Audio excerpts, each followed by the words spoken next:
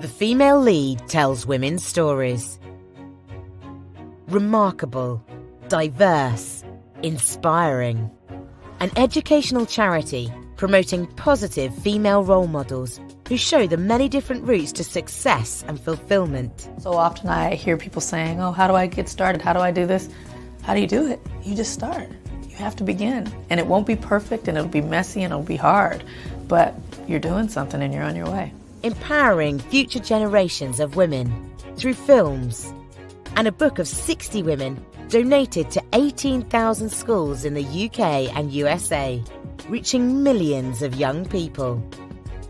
And through our female lead societies, we help girls to discover new role models that speak to their passions, ambitions and careers. Through our research into social media and mental health, we found a solution to the negative impact of social media on teen girls. Through a simple intervention which encouraged girls to follow different influencers, we were able to change their entire social media experience and sense of well-being. We called this campaign Disrupt Your Feed, and it reached 20 million people on social, with 330 million impressions all over the globe. So what's next? As well as inspiring girls, we're now finding ways to measurably improve the lives of older women through data, research, and the stories of those who have overcome challenges and found their own personal versions of success. We're a long way from being finished. Join us in our mission. Are we going to talk about women's rights again? Yes, we're going to talk about it until there's balance.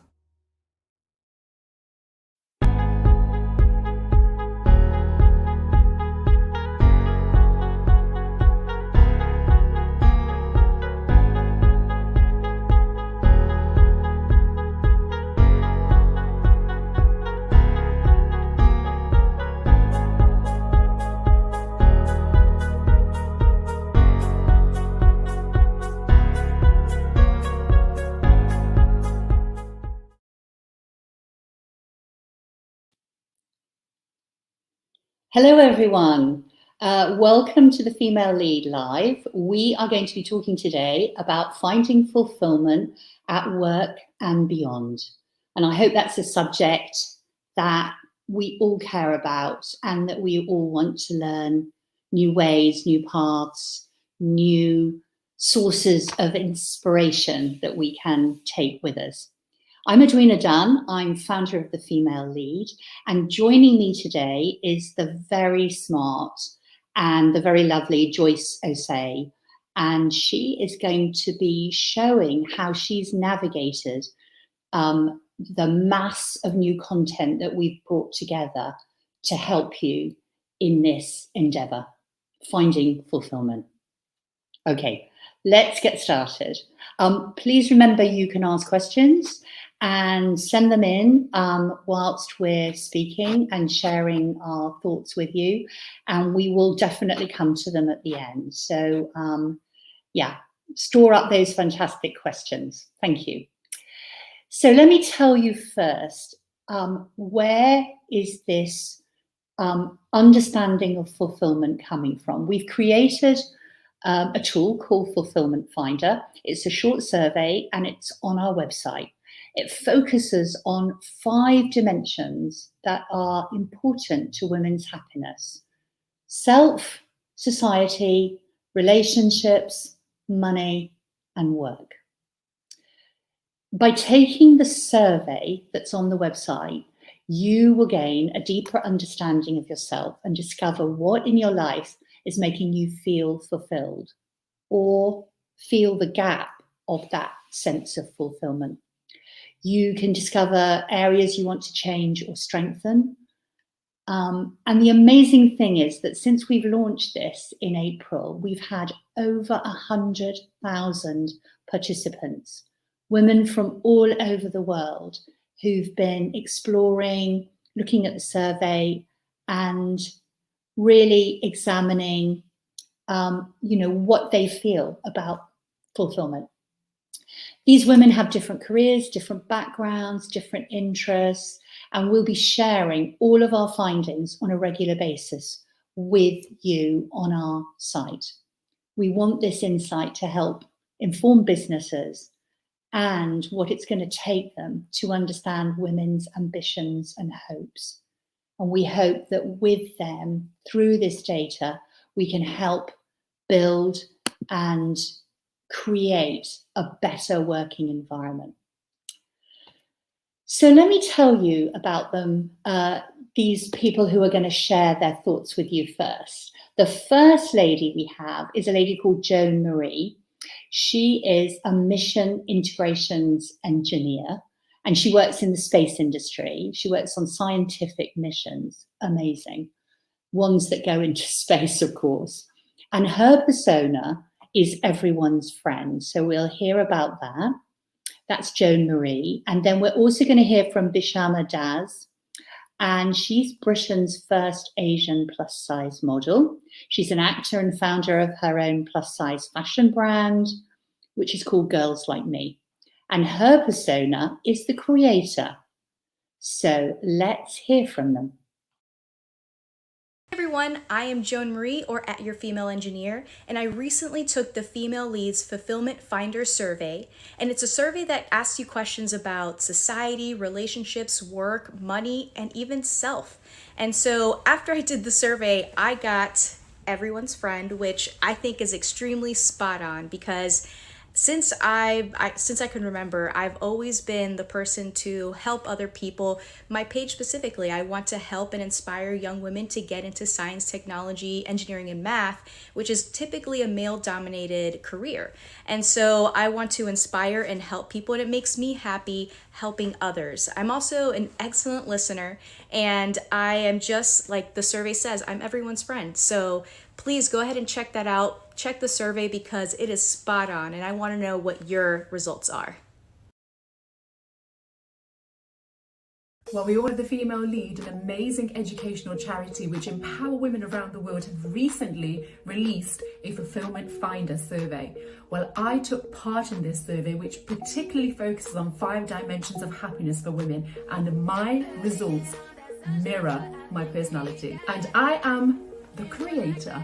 4% of women who took part in this survey have exactly the same persona as me. And you know what? I've just got to read out my favourite bit to you.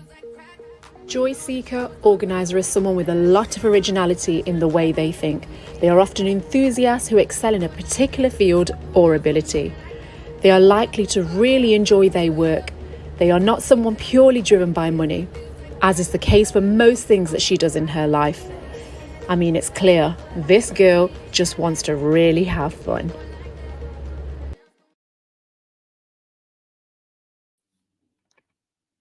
Brilliant. I love the bit of her jumping on the bed. That's so much fun. Okay, so as well as giving you a deeper understanding of what motivates you, what fulfillment means to you, and how you manage your work-life balance, the survey will also help you to manage and invest in your own personal growth, because we can suggest a wide range of free, relevant, and curated content, which is matched to your profile and skills. So we're now going to share a video that highlights some of this brilliant content.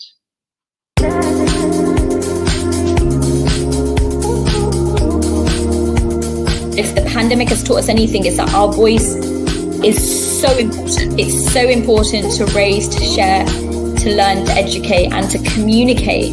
It's not about being fake. It's just about saying, how do I put my best foot forward? Never hold back and always speak up.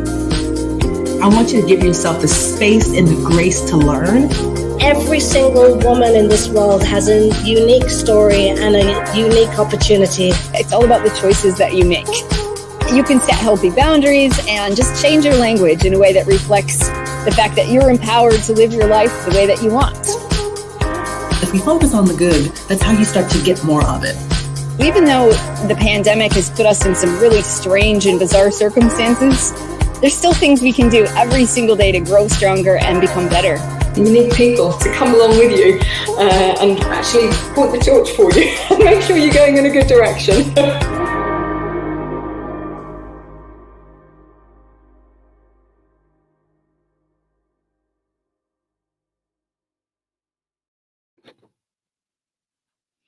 So I'm now going to introduce you to Joyce O.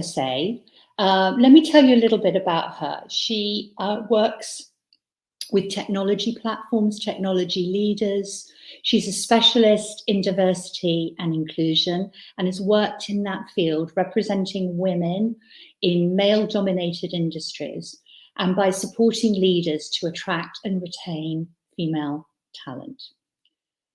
She's passionate about increasing the representation of people from marginalized backgrounds, and she uses video content to tell their stories, share their stories, which is why we were so attracted to engaging Joyce in this work and this direction that we've now taken with the female lead. Joyce has actually written books. She's written a children's book inspired by her 2 children. And she's co-authored Voices of Hope and Resilient Voices. So I think she has a lot of wisdom and advice to share. So Joyce, join me. Your team is amazing. You've helped us to build this platform, and you've kindly agreed to share your own survey results and to talk us through them, and how you've used content in order to help you build some degree of strengthening the skills that are weaker, or even strengthening those that come very naturally to you. So you did the persona study, you discovered your executive achiever, which sounds like the best persona, but they're all great, aren't they? They are.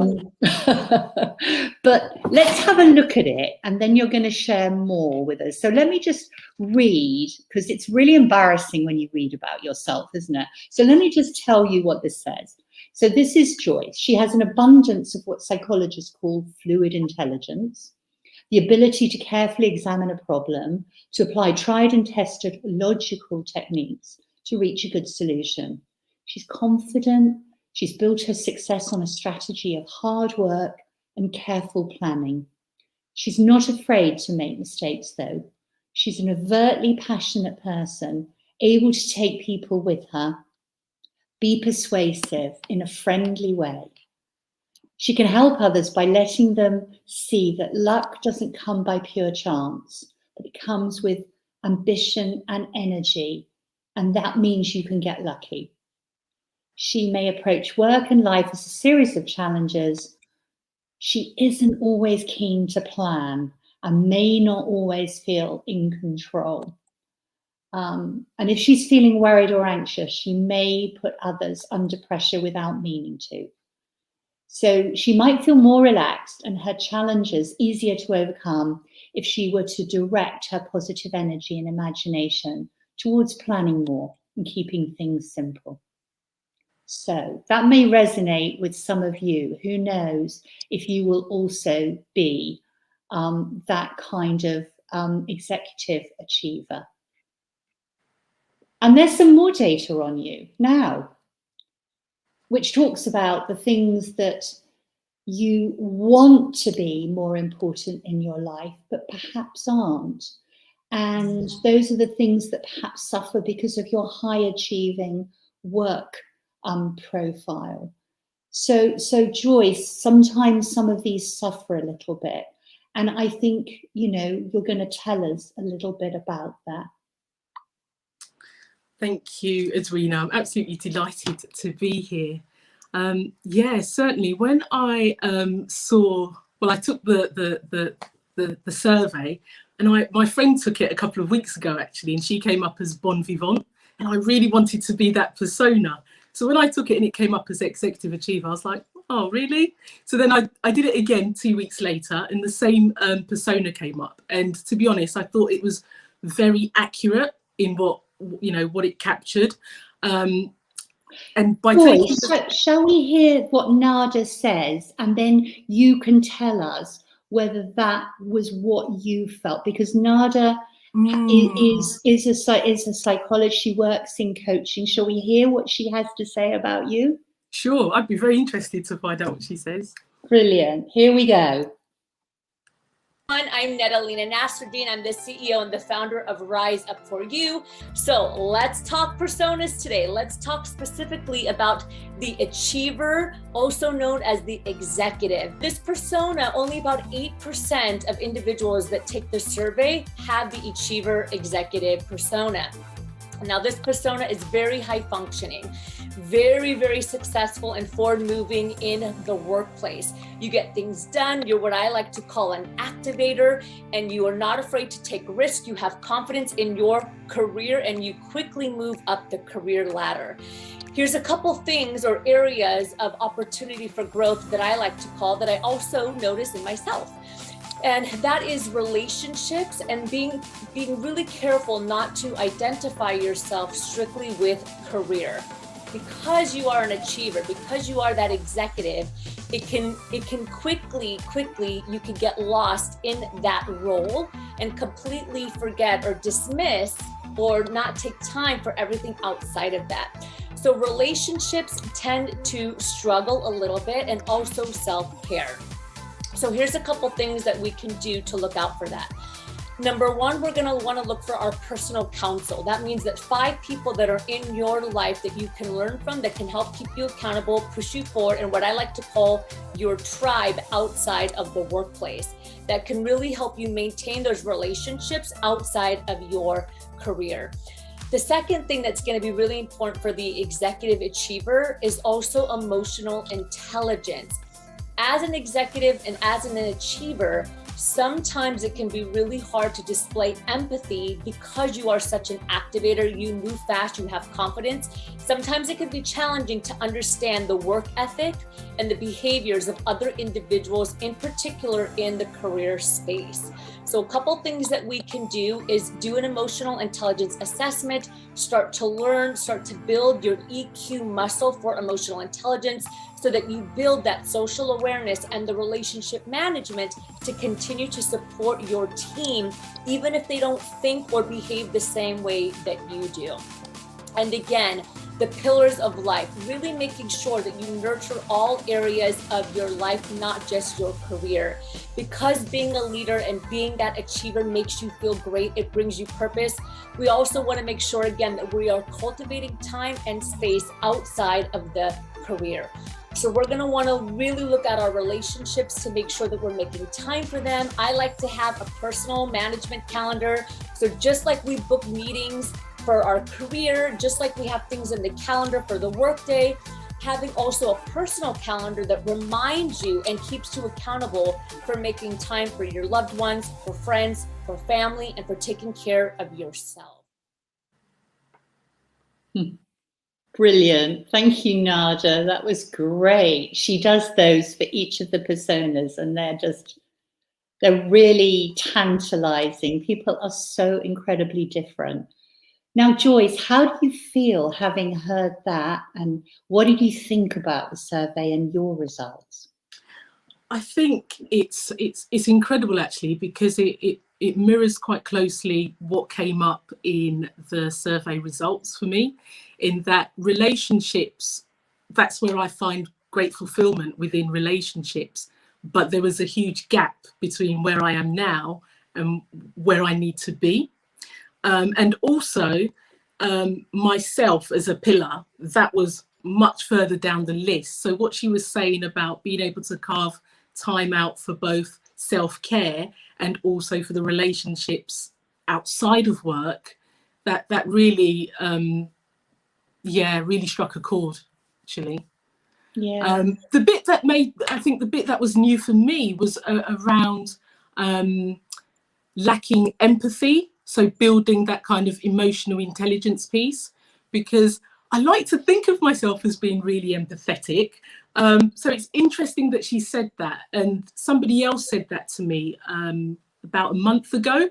So, you know, when more than one person says something, maybe it's about time I sort of looked into that aspect. But yeah, but that's such a brave and courageous thing to say. I mean, it just blows me away the way people can take on board this kind of constructive, help and sort of think, well, maybe, you know, I could strengthen that and I could do some things. I mean, it takes a very strong person to sort of look to the things that maybe they weren't aware were, you know, were something that needs to be developed a little bit more.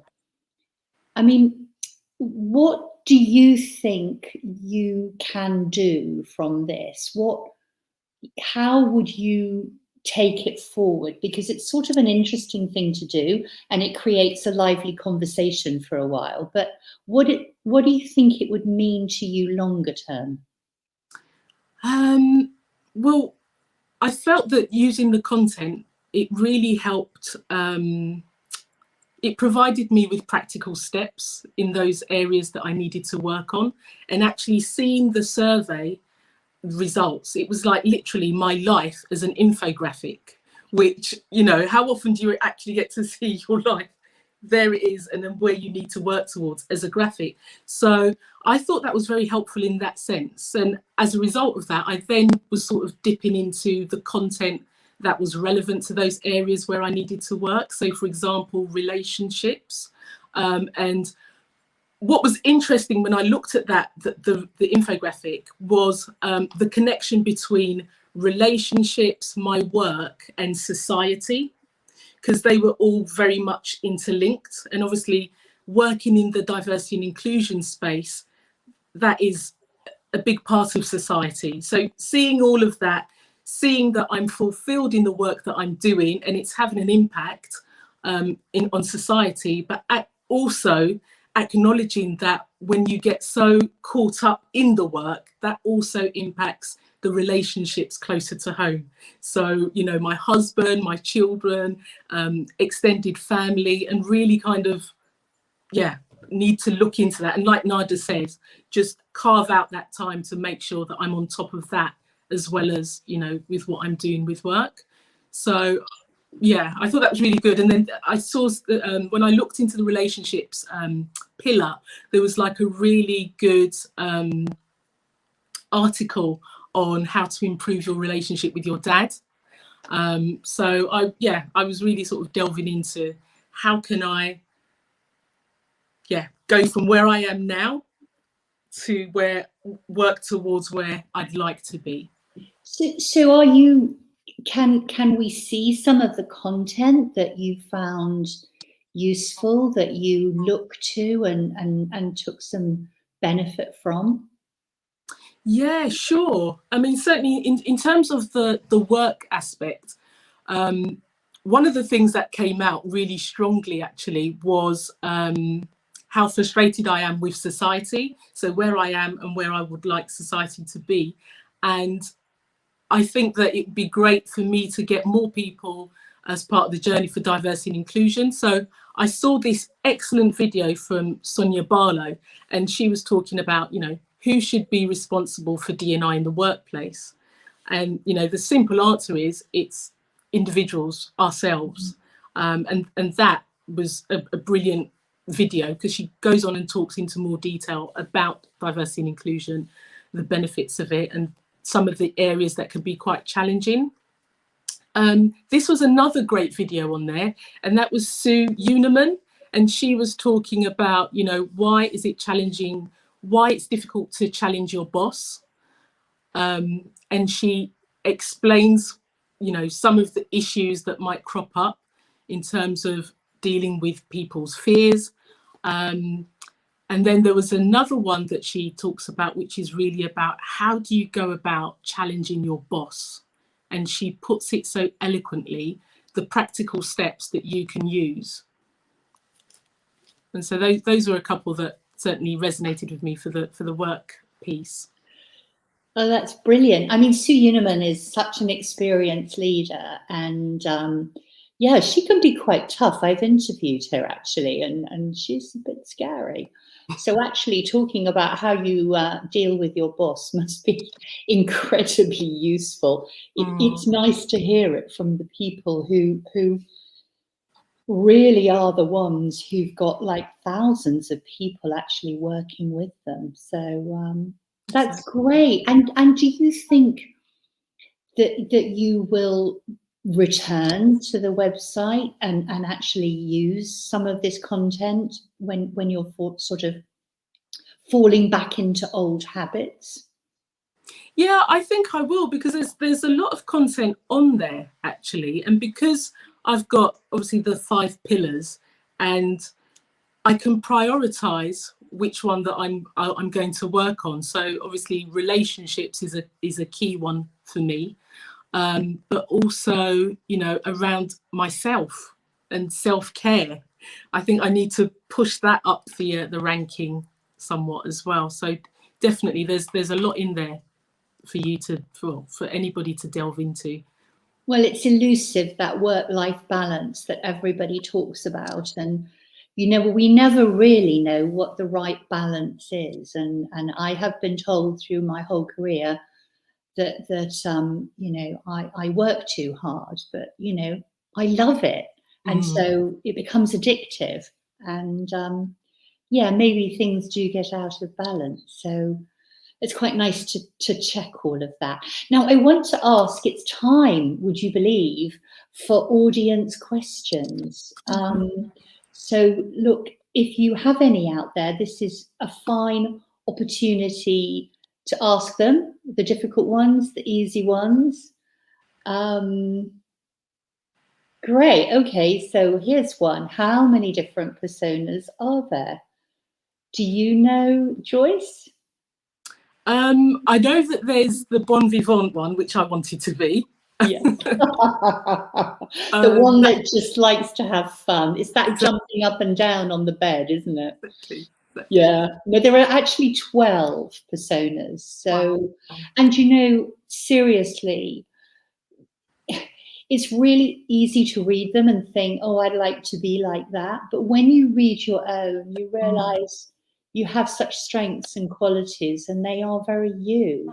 And the great thing about this is you're not being described by someone else. You are actually, this is what you say and do with your subconscious. So the science behind this is really, really clever.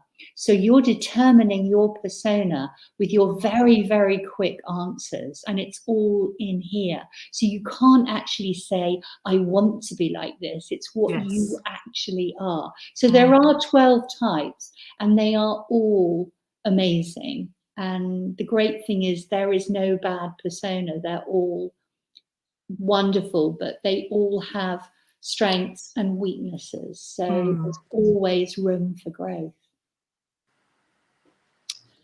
So let me see. I did the survey twice and my persona changed. Okay. Well, that will happen, actually. And you said you did it again and yours was the same, didn't you, Joyce? I did, yeah. I did. It was the same persona, but the rankings had changed a little bit in terms of relationships. The pillars had changed slightly. Yeah, I mean, it is a very, very dynamic survey. And I think because it's how you feel in that moment, you can, over time, change your persona. And it you know, it's what happens in life, isn't it? Something takes over. You suddenly have a new set of worries or opportunities. You know, money might suddenly come to the fore, or health, or something like that. And that recalibrates, rebalances you. And so your persona can change. And for me, one of the exciting things about this is that it's, in a way, it's a true measure of diversity.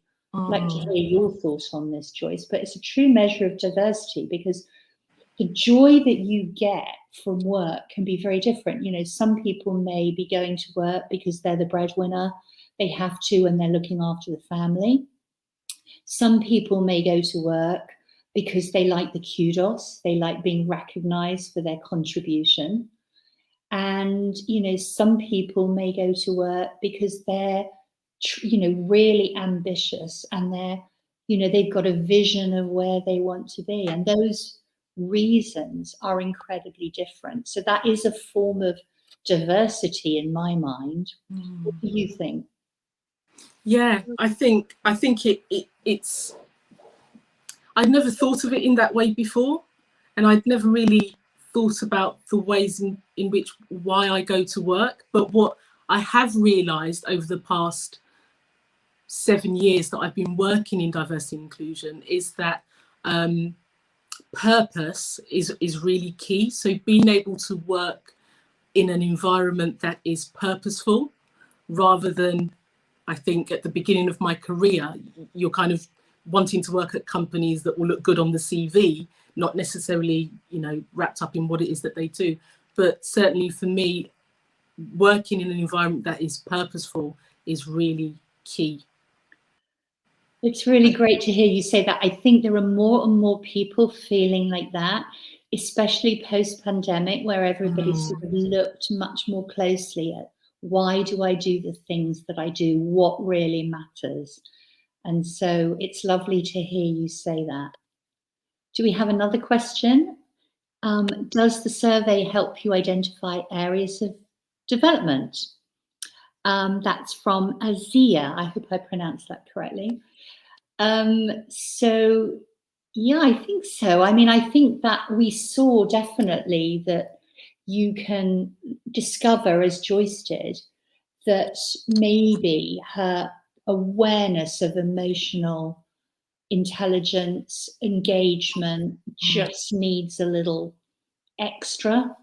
And so by looking at films, by getting books, even coaching in that particular area would, I think, strengthen the tremendous skills that Joyce already has. So I think definitely you can explore and build areas of development, and most of them, the vast majority, are all free. And so you don't have to spend money. And, you know, the site is going to invest constantly in bringing more and more relevant content so that you can go straight to it and search it quite powerfully. And I think, Joyce, the parts that you've helped us build point to relevant content better than we've seen any other technology do. Right, absolutely. Well, I mean, there was definitely there was some content in there as well that it's not just a sense of developing yourself as well, but also it's helped me to reframe some of my past experiences in the workplace. So there was a blog on sexism and the queen bee behaviour. And when I read that, it really sort of helped me to get an understanding, a deeper understanding of some of those experiences that I had when I worked in corporates on female dominant teams. And actually reading that article helped me to reframe those experiences, I'd say, in a much positive way compared to when I experienced them years ago. Brilliant, brilliant. Yes, the magic of hindsight. Lovely. Okay, I'd love to contribute my voice to the content. Is there a way to do that? Well, there certainly is. I mean, I think, you know, we would love to hear what you think and what you're experiencing on the site.